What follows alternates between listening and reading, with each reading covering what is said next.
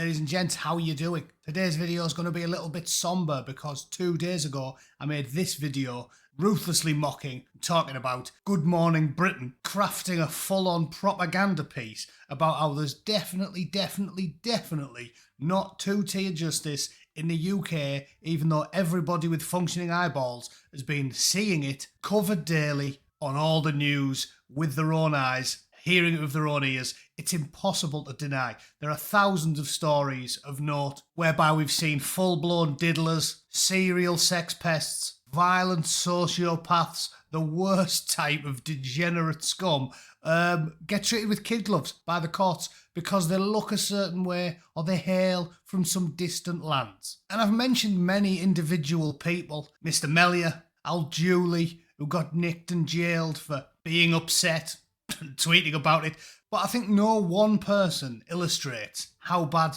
it's got than the lady who I mentioned briefly in this video, Lucy Connolly. So I thought for today, I'd use my paid-for Telegraph subscription because they tend to put things behind paywalls and walk you through a story that I'm sure a normal person could almost be reduced to tears by. This one. It's in the Telegraph, one of the only rags in the UK that's sometimes worth a read. I think I cancelled my subscription a couple of years back after Saga had covered some communist drivel that was on there. But generally, the Telegraph's not a bad paper. This is a good piece. It covers the story of Lucy Connolly in some length, and it makes you wonder how on God's green earth two things happened. First of all, she got locked up in the first place, and second of all, how after reading the treatment of this woman, this victim of the authoritarian scumbags currently running the United Kingdom, how anyone could ever, with a straight face, appear on television in the United Kingdom and say, oh, there's no such thing as two-tier justice. Everybody knows that. So full disclosure, this story might upset you. And I'm already regretting reading it after punching 4 holes in my 4th desk this year with a rage boner. So, nobody's happy.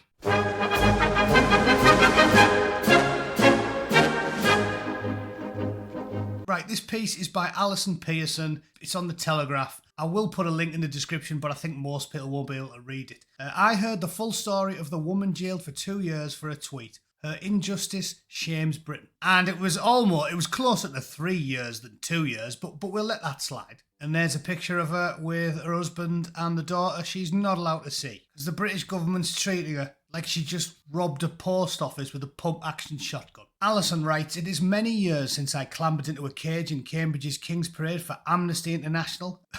Because in 2025, the British government does things that if Amnesty International wasn't a left-wing organisation, they would be outraged about. I've made this point loads of times. Shami Chakrabarti, all these do-gooders, they only care about you when you share their political ideology. Shami Chakrabarti has never once talked about someone like Tony Romo or any of the hundreds of people erroneously jailed for nothing after a Rwandan butcher slaughtered a load of little kids. Amnesty International and all these woke left-wing organisations that claim to be about justice and fairness couldn't give a monkey's fart if you get sent to prison unfairly and treated with cruelty and inhumanity if you don't read The Guardian. That's just a fact. Point me at one bloke Shami and the like have cared about when there's been a miscarriage of justice that didn't involve a big fat purple-haired environmental activist or some foul-smelling, gerbil-tickling hippie who dug up some old lady because she got buried wearing a fur coat or some shit. They only care about people whose politics they share. So, just to interject, if Amnesty International knock on your door, as happened to me once, scowl at them, tell them you'd volunteer happily to work pay-free as a guard at Guantanamo Bay and slam the door in the face. Lucy Connolly was a widely respected and adored childminder described by one parent as the kindest British person I've met. A mother of 2 children, a carer to a sick husband, and by whose side she has appeared in his role as a Tory councillor. Are you getting it yet? Seems a little bit like a politically motivated prison sentence to me. Would she have got almost 3 years in the nick for being upset and tweeting if she was married to Jeremy Corbyn? In fact, would she have even got arrested if she was married to Comrade Corbyn? Answers on a postcard. As I write this, the woman is not only serving a sentence many legal experts consider to be outrageously harsh, but is being denied the opportunity for time at home with a family, which is granted to jailmates around her who are guilty of actual physical harm. You upset a lot of people, Lucy, one probation officer explained. Yeah, and she cheered up a lot of people as well, me being one of them, because she demonstrated that I wasn't alone in my fury and rage at the state purposely allowing known reprobates on the list to wander the streets willy-nilly and victimise people for years before this even happened. So yeah, she cheered me right up, thanks. Obviously I won't read all that.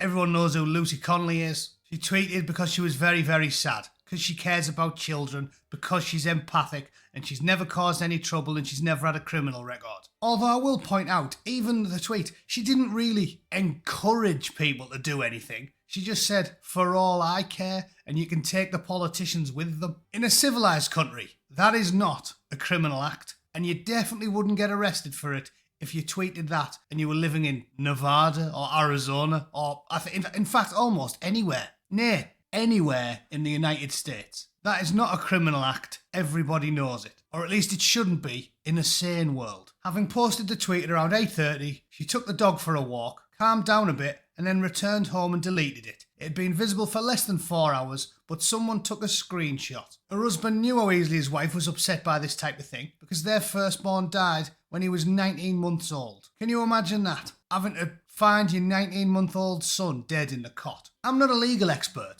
but I think the term mitigating circumstances should be brought up right about now. It was bad enough that they jailed her for a milquetoast tweet and nothing else, when she's caused no harm to anybody. And the fact she's in her 40s and she's never ever caused the state, her neighbours, or anybody any trouble. In fact, the opposite. She's been described as a loving, wonderful person by other people whose children she looked after. So it was bad enough when they wouldn't take into account that there was dead children, images of stabbed children on the streets, little girls, that drove me into a fury for about, 3 weeks or something. That was a mitigating circumstance. But what about her own personal issues? You could see why a woman like that would have something of a bond with children and might be a little bit upset when Rudu Kanubu goes into a room full of little girls and starts trying to recreate the Texas Chainsaw Massacre, can't you?